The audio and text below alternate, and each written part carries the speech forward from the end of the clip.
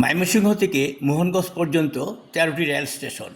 এর মধ্যে গৌরীপুর, শ্যামগঞ্জ, নেত্রকোনা, বারহাট্টা, মোহনগঞ্জ হচ্ছে গুরুত্বপূর্ণ রেল স্টেশন, জেলা এবং উপজেলা।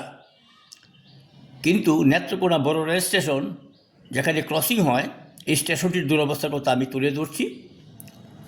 প্ল্যাটফর্ম নতুন করে তৈরি করা হয়েছে, রেল লাইন নতুন লাগানো হয়েছে, কিন্তু যাত্রী ছাউনি নির্মাণ করা হয়নি। এই স্টেশনে কমিউটার ট্রেন সহ দুটি এক্সপ্রেস ট্রেন থামে প্রতিদিন। বর্ষাকালে দুর্ভোগ পোহাতে হয় যাত্রীদের। যাত্রী ছাউনি নেই, যতটুকু অংশ আছে তা যাত্রী সাধারণের মাত্র ৫ থেকে ১০% ধারণ করে। বাকি যাত্রীদের বৃষ্টিতে ভিজে ট্রেনে ওঠানামা করতে হয়, কারণ এখানে যাত্রী নেই, ছাউনি নেই। যাত্রী আছে কিন্তু ছাউনি নেই। বিশাল ট্রেনের কামরাগুলি যাত্রী ছাউনি বাইরে থেকে যায়।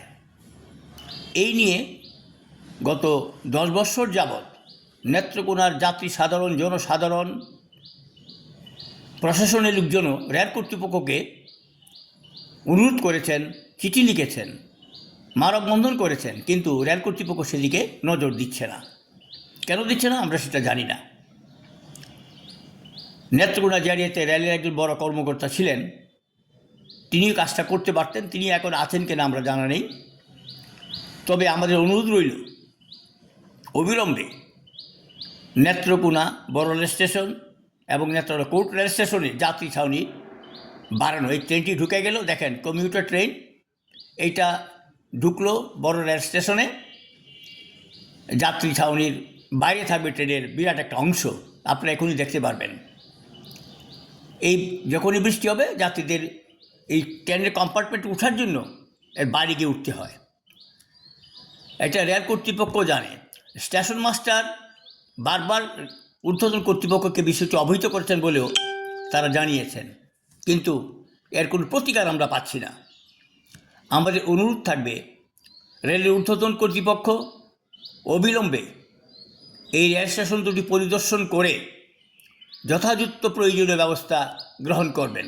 এই দেখেন ট্রেনের বাইরে থেকে যাবে, আপনারা এখনই দেখতে পারবেন। এই যে যাত্রী ছাউনির বাইরে কম্পার্টমেন্ট থাকবে। এই যে থেমে গেছে ট্রেন, এই যে কোথায় যাত্রী ছাউনি আর কোথায় কম্পার্টমেন্ট দেখছেন, এক করে স্পষ্ট দেখা যাচ্ছে। তা আমরা আবার অনুরোধ করব ঊর্ধ্বতন রেল কর্তৃপক্ষকে, আপনারা নেত্রকোনা বড় রেল স্টেশন, বিশেষ করে বড় রেল স্টেশনে আপনারা যাত্রী ছাউনি বৃদ্ধি করুন।